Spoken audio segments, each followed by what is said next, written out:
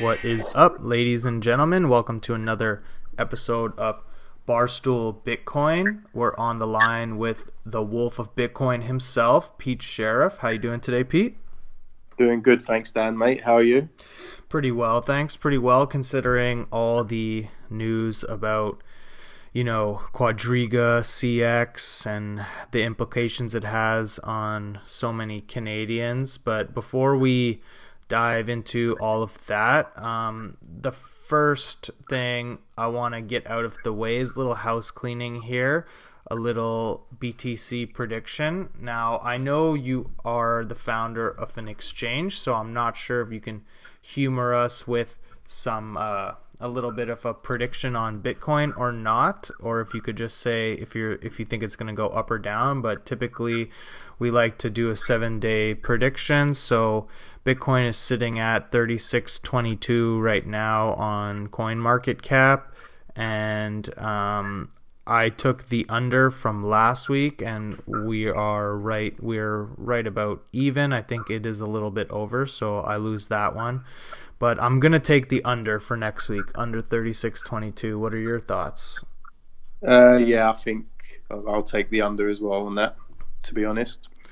All right, cool. So now that we got that out of the way, and quick side note here, if you guys are listening to this and you want to get detailed analysis and predictions more frequently, you can click the link in our description below and join our trading signals group and analysis group on Telegram. It's absolutely free, so I'll leave the link for you guys just below this podcast in the description. Now, without further ado, I'm sure we've all heard about the news concerning Quadriga CX and the founder Gerald Cotton, who mysteriously and supposedly died in India just recently, set up a will shortly before he went over there, and they're saying he died of Crohn's disease, I believe. So I'm not sure why the founder of such a large exchange would be out doing philanthropy in India when he has Crohn's disease, and I'm not sure why he would have established a will shortly before he went there. But it's pretty well known that that area in India is infamous for their fake death mafia, and a lot of people are speculating on what really happened. We have a lot of independent researchers who are bringing facts to life about the cold wallets where the funds may or may not be, and there was some troubling news about after the founder supposedly died on November 7th, there were funds that were sent out of the supposed cold wallet. Someone had access to that, who, I mean, if it was Gerald, he's clearly not dead, and if he is dead, then somebody else has access to it. So not sure exactly what happened there. And also, since then, since the apparent death of the founder, Quadriga CX executives apparently accidentally transferred almost 500K in Bitcoin to cold wallets that it doesn't have access to. So what are your thoughts on the whole situation? Yeah, I think it's terrible, first off, because a lot of people have lost a lot of money. A few people I know had quite a substantial amount on there. Mm-hmm. And just gives a bad name to crypto in general.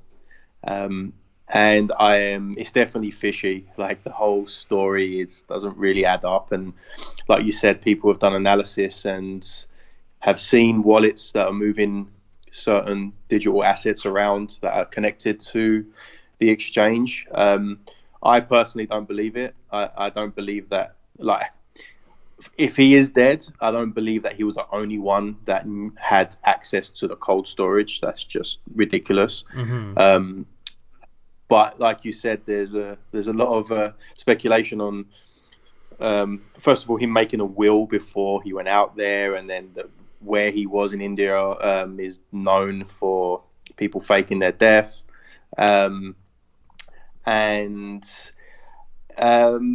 yeah, I don't really believe the story, to be honest. It's just one of those things that just too many red flags, you know. Yeah. I think a lot of the internet shares the same sentiment, and a few name-worthy crypto Canadians have come out and somewhat exposed the scam that is happening. I mean, there's almost 150 million US dollars of funds still in question. Quadriga was still accepting wire transfers even after the founder had apparently died, and now everything is just totally shut off. They've amended their website. Originally, when the site went down, it said that they were doing maintenance, and now there's just basically an error message. And they did receive creditor protection from a Nova Scotia court in Canada, which allows them 30 days to basically find the money that's on the cold wallets, and it gives them a stay or a prevention from their investors suing them. So we'll see what materializes in the next 30 days. I'm not so hopeful that anything is going to happen.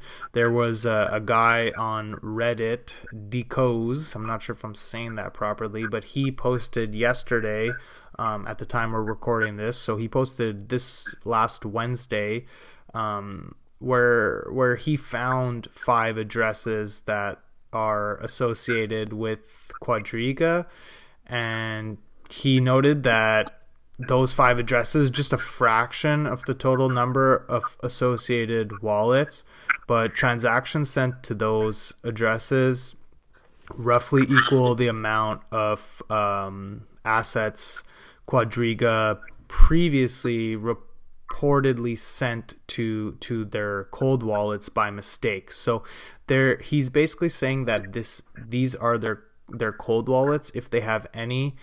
And he also went on to say that every address was inactive since April 2018, and the majority of the received Bitcoin was directly from the hot wallet, or a wallet one transfer removed from the hot wallet. So the funds are coming from Quadriga's hot wallet, yet why would their executives be transferring money to the cold wallet that they have no access to, and knowingly doing so?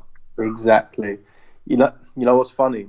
I first heard about Quadriga Exchange back in, I believe, October last year, 2018. I'd never heard of it before. A friend of mine who lives in New Jersey, actually, he called me up, and he's quite a large trader and does a lot of arbitraging. So he calls me up and he's like, you're up in Canada, you know about the exchange Quadriga? And I was like, no, I've never heard of it. So he's like, go to the website. So I go to the website, and he says to me, do you notice anything? And straight away I noticed Bitcoin was trading at 11% premium. Mm-hmm. So we was going to start arbitraging on. He was basically going to send me the Bitcoin. I was going to sell it on Quadriga, and we was just going to keep it rolling like that, buying it for other exchanges and selling it on Quadriga. But the thing was, we didn't really understand how to get the money out. They had this weird payment gateway, I guess, or some way you can cash the money out into a bank account. So we started looking into that, and we actually emailed them multiple times over the span of like 2 weeks and got no response from them at all. Just basically asking them like, hey, how can we sell this and get the money wired into our bank account? And we just never got any response for them. So we obviously didn't pursue it. We were just like, it seems a bit fishy.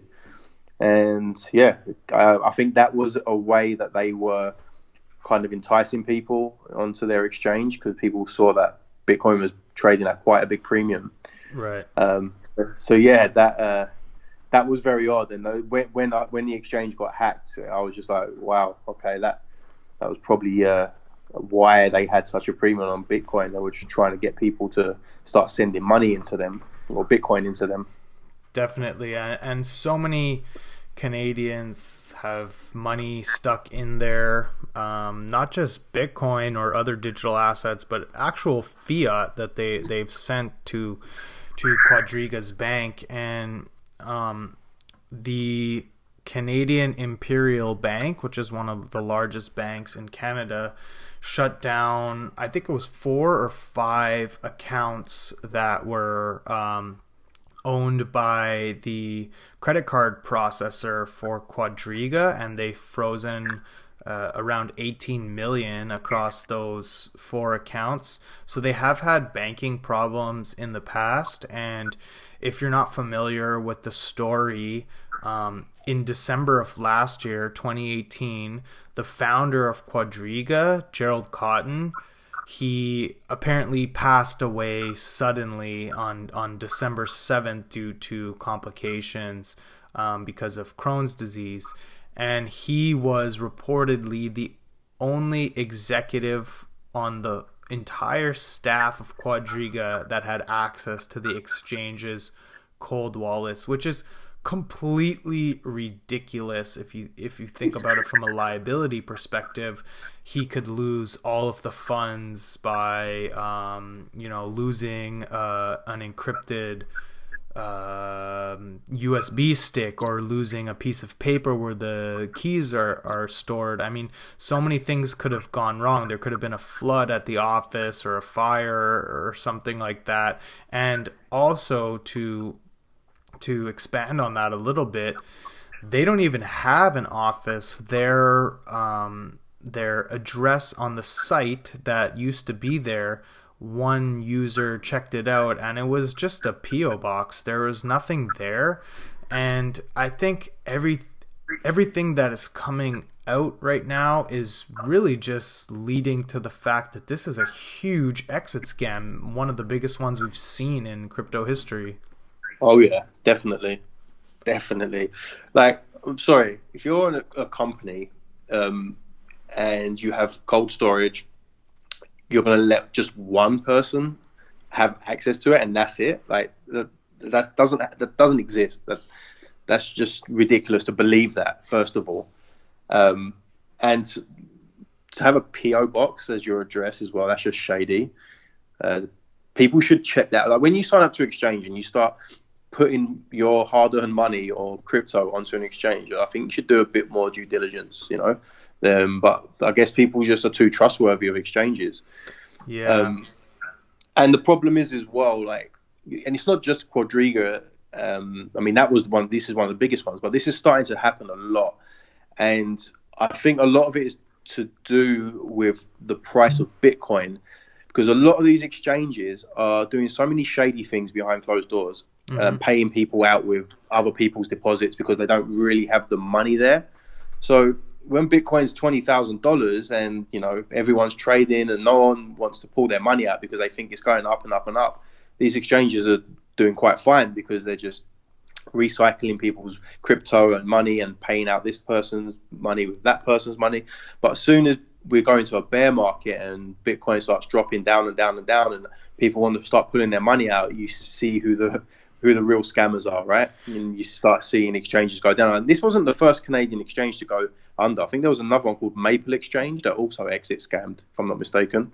Yeah, I've heard of that. That was a little while ago, but I think their exit was significally less than Quadriga's. Yeah. Quadriga had something like 60 or 70% of the entire market share in Canada, so they were doing pretty well. And the CEO of Kraken, another exchange that has a lot of Canadian clients, he tweeted that the story is so bizarre and unbelievable, and he even went as far as to say that the RCMP, the Royal Canadian Mounted Police, which Yeah, it probably sounds funny to all you Americans, but their branch of the RCMP is actually called CSIS. They're like the CIA of Canada. He reached out to them and told them that they should contact his exchange because they have thousands of wallet addresses known to belong to Quadriga,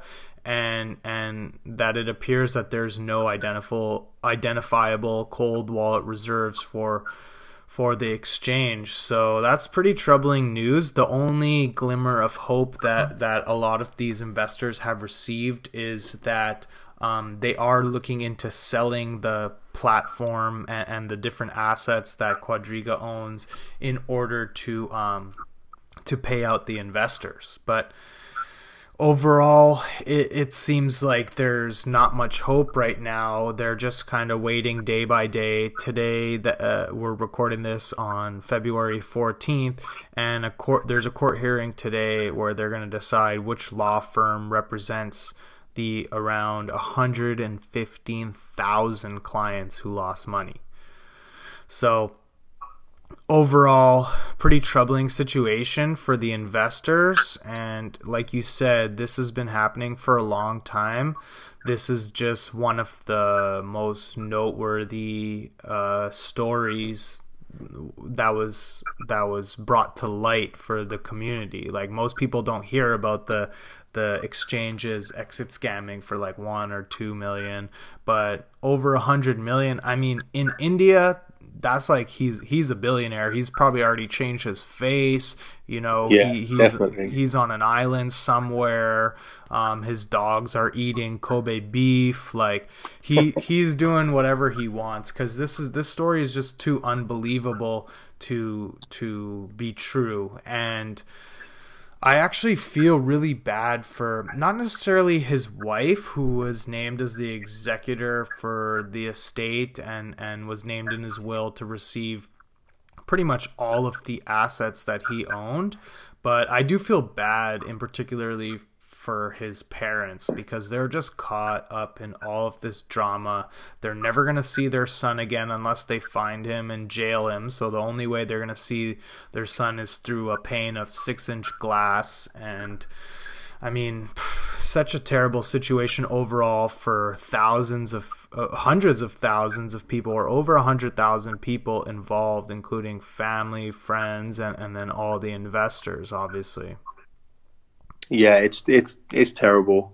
I hope he gets caught and gets made an example of. I do feel bad for his parents. Obviously, like, they are innocent in this, but the people need someone needs to be put in jail and made an example of, so this stops happening, because this is just, again, giving crypto a bad name, scaring people away. Like, think about all the people that had money on that exchange, and they might never ever want to invest in crypto again. And it's a shame, Yeah, I would guess around 80 to 90% of them will be so jaded they're never gonna get into crypto again. Like, probably a good amount of them bought Bitcoin at the top or close to the top, and then they were just holding, trying to make their money back and break even at least. And then now this happens. That's just total. Their dreams were just crushed right there. Yeah, some people had their life savings in there, right? Mm-hmm. I'm seeing a lot of GoFundMe pages popping up, which I hope works. I think, there needs to be some kind of investigation, and people need to be held accountable. So, like, I'm really hoping something comes from these GoFundMe pages, or they find some of the people that are responsible, at least, or that whether it's the CEO who's hiding out somewhere, or at least, I don't think he's in this on his own. I do believe that there are other people involved that are in the company. And it's corporate fraud. That's what it is. Absolutely. And these people need to be held accountable, or else it's going to continue to happen, and it's going to accelerate, and it's going to really hurt the industry as a whole, especially for just everyday consumers who are trying to get in. And I mean, it's proof positive what you just said I mean, that other people are involved, because how could Quadriga accidentally transfer 500K in Bitcoin to cold wallets that they have no access to? Yeah, exactly. That just doesn't make any sense. But we'll keep our finger on the pulse here of the story and follow along with this soap opera that's unfolding in front of our eyes. So Yeah. all you listeners can tune in and stay in the loop with all that. But you've been hard at work over the last couple months building out your own exchange. So can you tell us a little bit more about that? It's not actually my own exchange, but I'm working with a chain creator. I'm over here in Europe right now, and what chain creator? One of chain creators' platforms is we white label exchanges, crypto exchanges, or forex exchanges. Pretty much, we can tokenize any asset, really. So we have a consortium of technology platforms aimed at the blockchain industry. And the group's been around for 10 years. They've white labeled over 50,000 platforms in other industries. And now we've moved into the blockchain industry. So if you go to whitelabel.exchange, you can see our white label solution there. So basically, we build out crypto exchanges.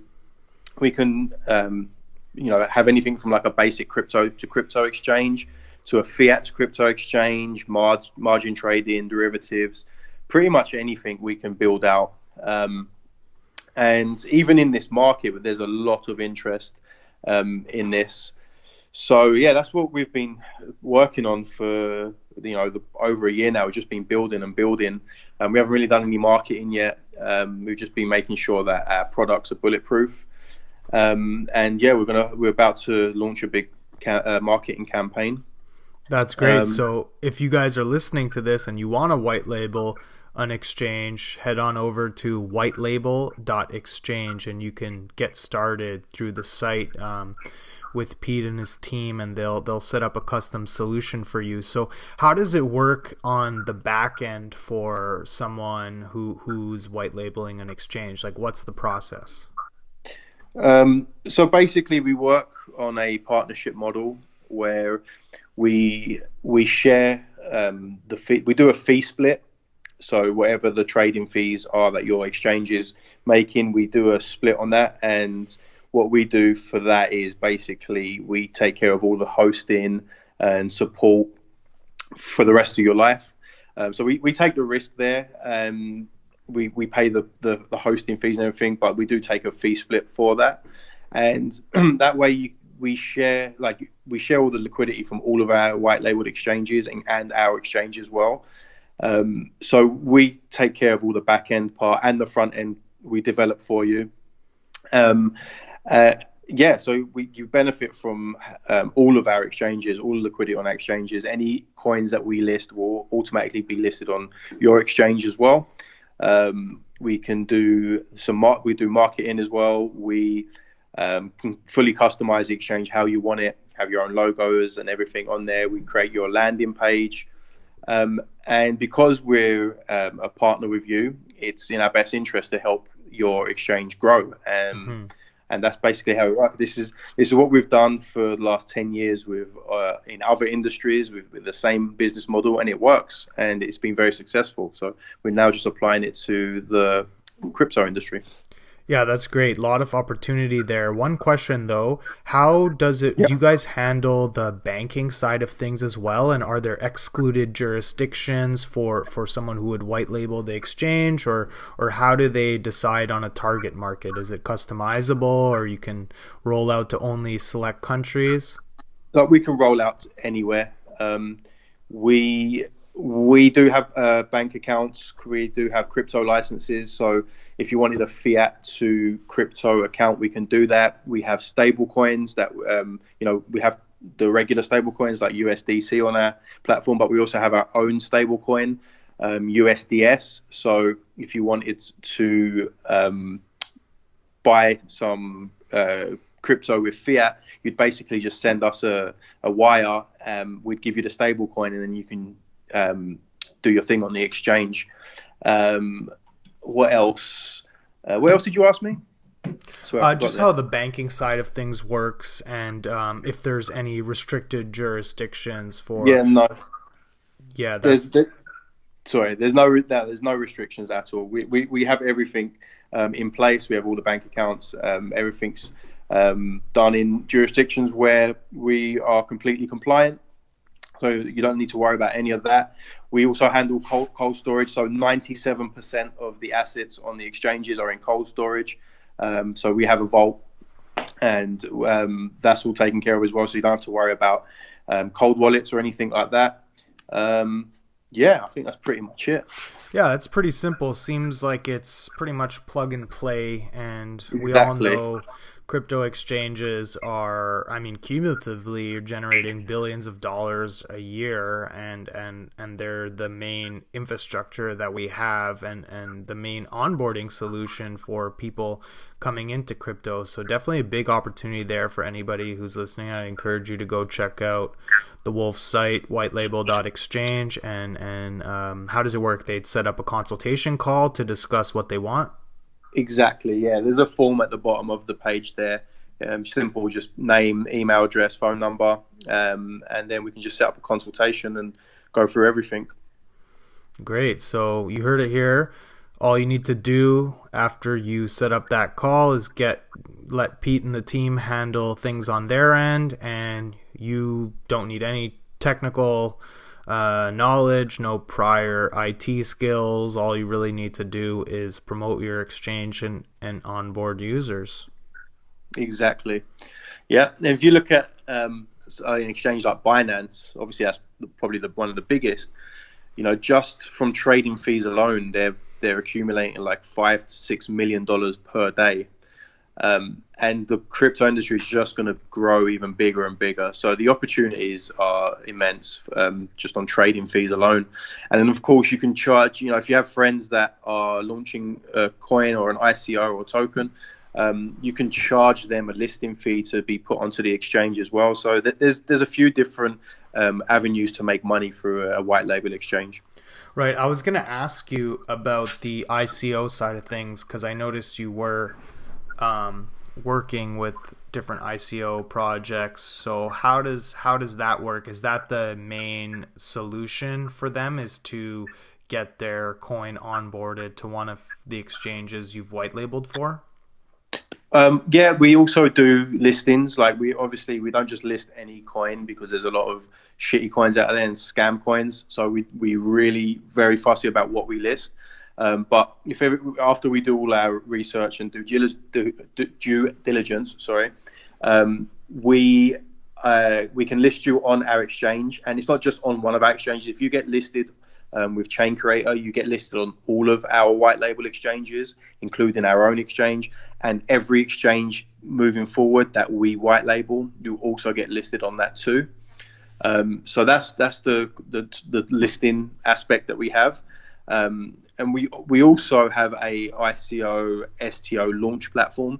So it's an A to Z solution, from creating the token wallets to the smart contracts, and actually doing a full campaign as well.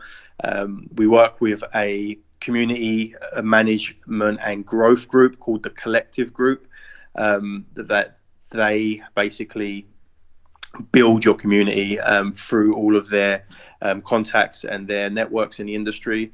So we really can help from literally creating a token, doing the full campaign, listing on the exchange, and even we can even build you out your own exchange and have your token as the base currency on the exchange too, which is really interesting. That is very interesting. So yeah, we've done that for a few already actually. So that helps with trading volume. If you're the only exchange that lists that token and people want to buy that token and trade it, then all the trading fees are going to be coming from your exchange. So yeah, it's pretty cool. We can do a lot. Like I said, we can also tokenize any asset. We can tokenize fine art, real estate, yachts.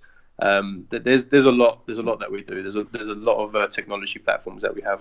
Yeah, I'm sure you can you can talk about this for hours, but I won't keep you too long. And if anyone listening to this is interested, go book a call right now, and you can discuss your specific needs with the team over there at whitelabel.exchange and start earning passive income. So thanks for stopping by today, Pete. Really appreciate it. Do you have any last words for the listeners? No, thank you for having me. I mean, it's always a pleasure. Last words for listeners, just be careful out there. Before you send your money to exchanges, really look into the exchange itself. And, like I tell everybody, don't keep your money, don't keep your coins on an exchange. Like, put them in a hardware wallet or a desktop wallet. Unless you're trading, if you're actively at that minute trading coins, and obviously you need to use an exchange. But otherwise, buy your coins on the exchange, just use it as an on-ramp and an off-ramp, and keep them secure in a offline wallet. Simple. Awesome. Very wise words. You heard it here from Pete. Be careful, do your due diligence, and if you want to white label an exchange, go ahead, check out his site. I'll post a link to that in the description box below. Thanks again, friends, for listening, and we'll see you guys next week on Barstool Bitcoin. Cheers, guys.